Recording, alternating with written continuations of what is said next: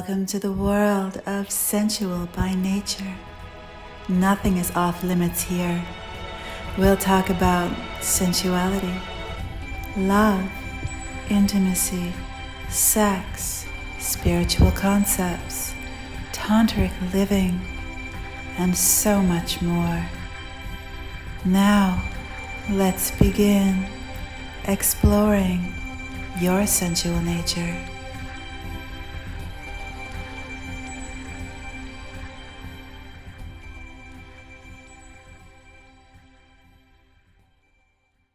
Hello. Nice to see you here today. Welcome to Sensual by Nature Studio. So happy to have you. So today, happy March. I was thinking about taking a little bit more time to read some passages from our book.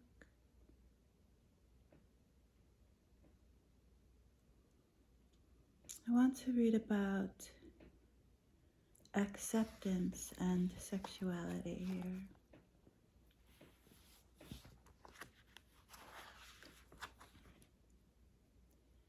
Libidinal energy in your body. Sexual feelings in our body that happen all day long. Nobody can deny. Sex is the core of our life force nature. Maybe we don't have a driving force to connect with another person all the time, but sensual and sexual feelings are happening in our body all day long and night.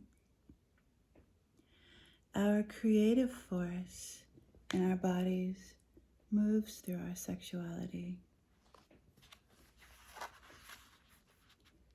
Maybe it's a sensual wave of energy in your body when you breathe. Maybe you see something pleasing to the eye when you see something that reminds you of a sensual experience that you've had, or just brings a wave of pleasure to your body simply for the pleasure it arouses in your fantasy life. These are all very natural feelings within your body and being.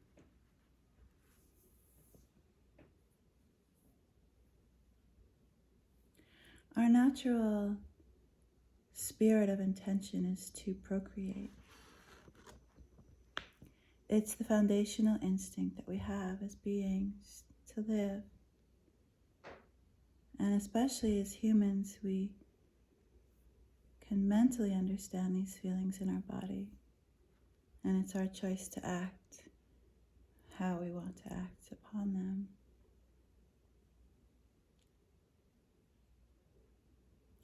So, the more we are aware of these feelings, of our sexuality and our sexual feelings inside of our bodies, the more we're able to accept. We will discuss the exploration of sexual fantasy later in the book, which we're already doing in our, monthly erotic story. Acceptance, whatever you are, this is the basic note. Total acceptance. Only through total acceptance of all that you're experiencing, all that you're desiring, and all that you're feeling can you grow. When you are in full acceptance of your being, especially your sexual feelings and thoughts and energy, then you have even more body energy. Find out what these energies are. How do we do that? Well, we talk a lot about that, right? About breathing into the sensorial experience of your body, raising the energy with your different types of breath. We talked about it last time, that pranayama breath. The breath of fire, which lifts energy in the body and starts to circulate your sexual energy throughout. Exercising, drinking water, doing things that make you feel joyful. Raising the energy, finding out what these energies are, even exploring what your fantasies are and how they create energy in your body. What is sex? What is this phenomenon, right? Well, we said it's for procreation, yes. Of course, the instinct is there for that. It's our survival. But there's so much more to the fantasy life and the desires, isn't there? It's psychological. It's personal. It's unique. But yet we often feel so ashamed of those fantasies and feelings that we end up pushing them away, which makes us feel more tired and just separated from our bodies and ourselves. We know many things taught about sex to us by others. We may have passed through our sexual acts many times in life. Maybe we were conditioned to have a bit of a guilty mind or a suppressive attitude. And of course in Tantra, if you're here, you're most likely on the path to letting go of all of that. That's why you're studying or enjoying the journey of Tantra. And that's part of the beautiful tantric practice, is learning to revere sex and sensuality rather than shame or hurry or let it come out sideways in ways that maybe aren't so healthy. But we need to become unburdened from whatever you've been taught.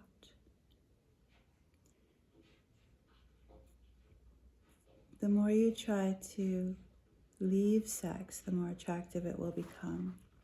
The more you try to negate it, the more you'll feel invited.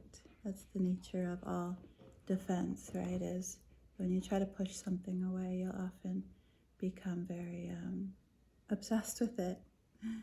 So you can't negate your sexuality or your sexual feelings. This tendency to negate and destroy your natural essence of sexual desire will destroy you. It will destroy the awareness and the sensitivity inside of you.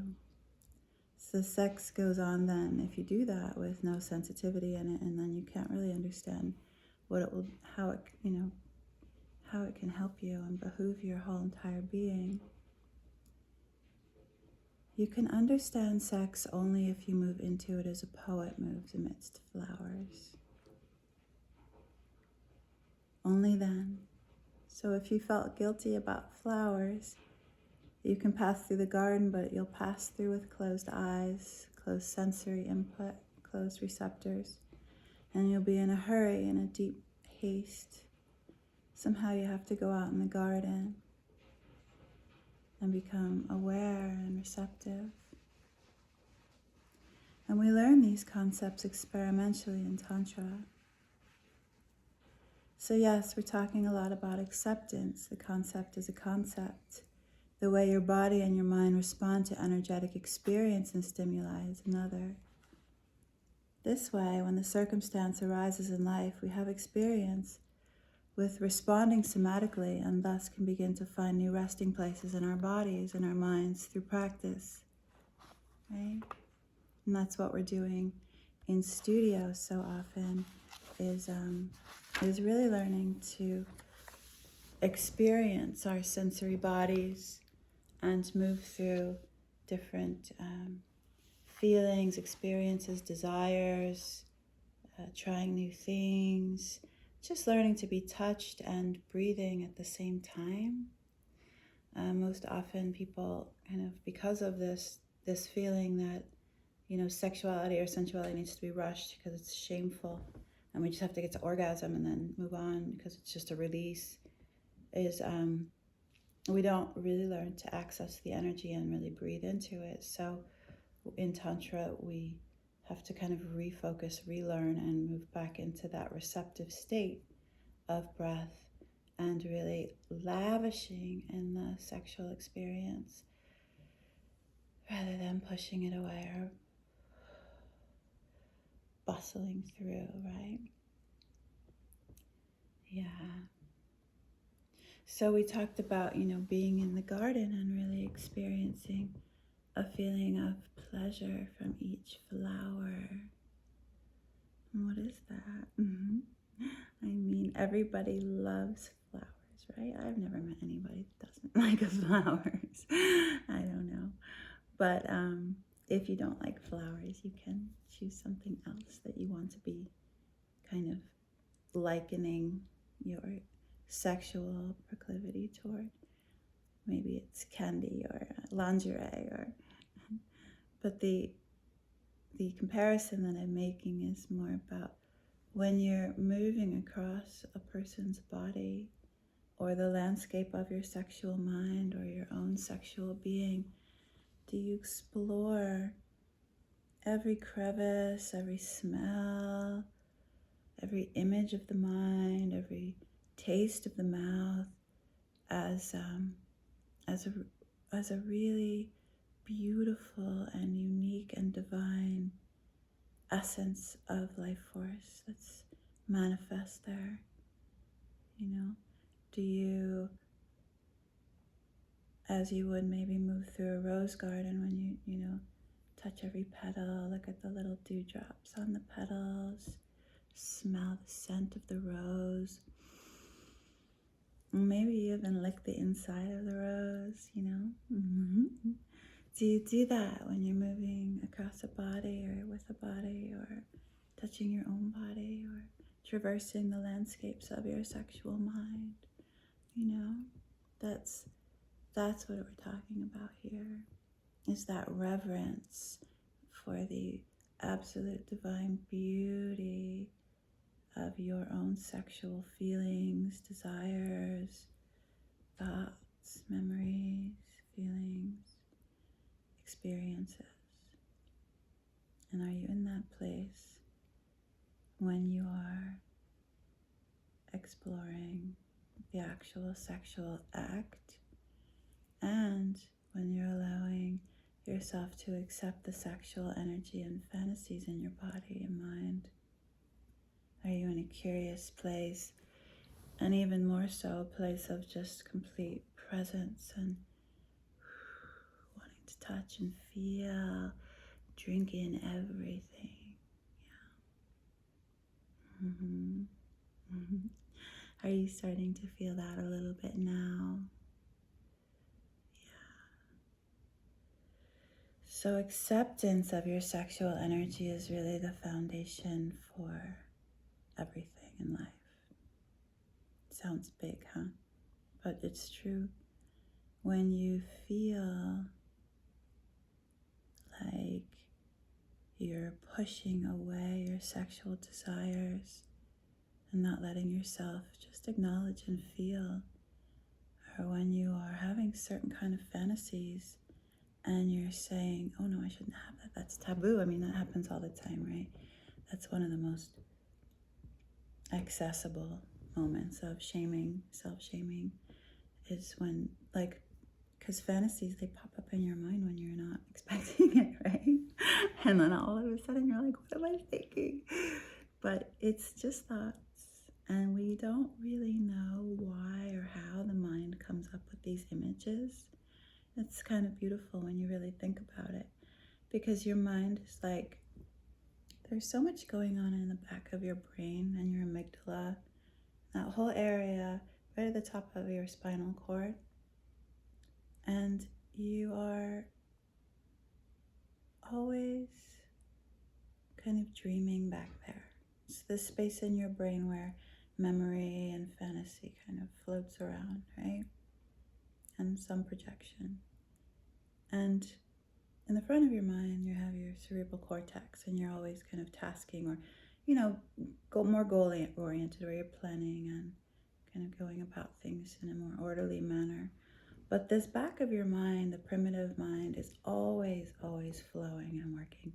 And it's very attached to your spinal cord and thus your sensory mode, right? So you might smell something that your front of your mind doesn't even necessarily compute. You don't go, oh, I just smelled burnt toast, or I just smelled this perfume that my second grade teacher wore. You don't necessarily know that you even picked that scent up, but you did, and then the back of your mind felt it and smelled it and really pulled that in, and it made a connection before you even know it, which is pretty profound.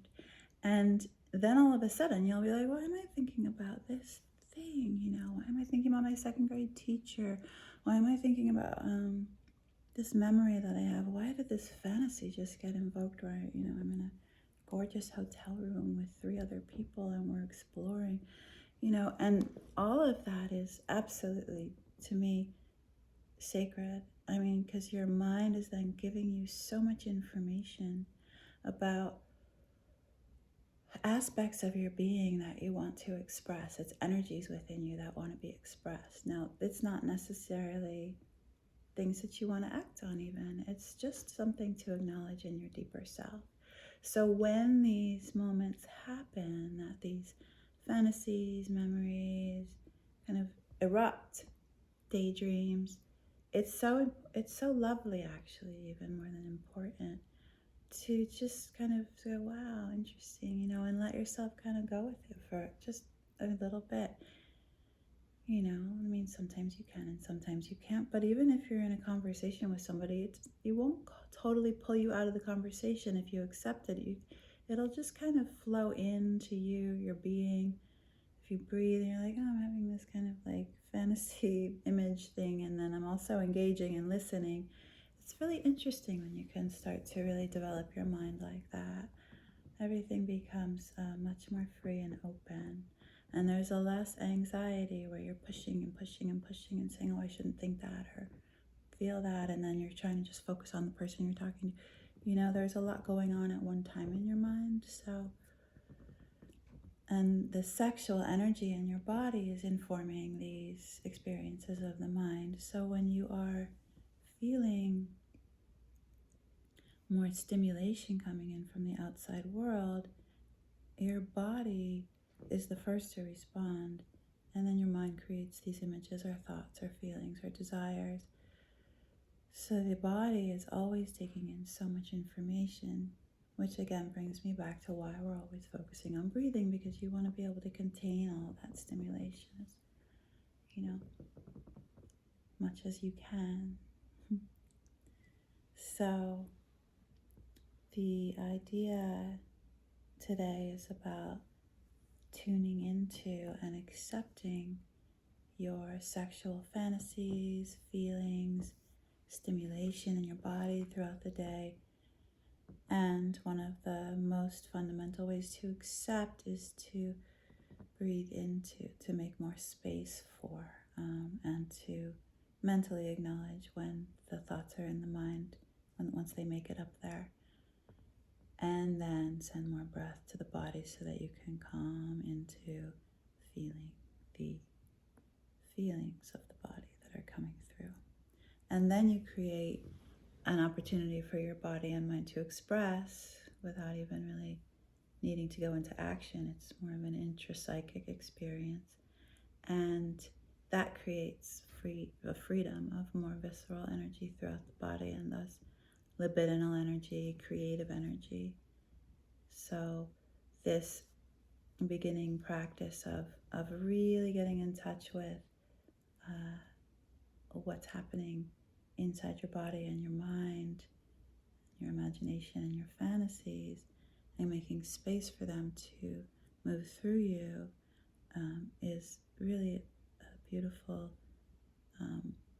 continuation of the breathing practices, and thus the ability to free up more energy and find your natural ability to revere sexual experience, like as if you're moving through a beautiful rose garden.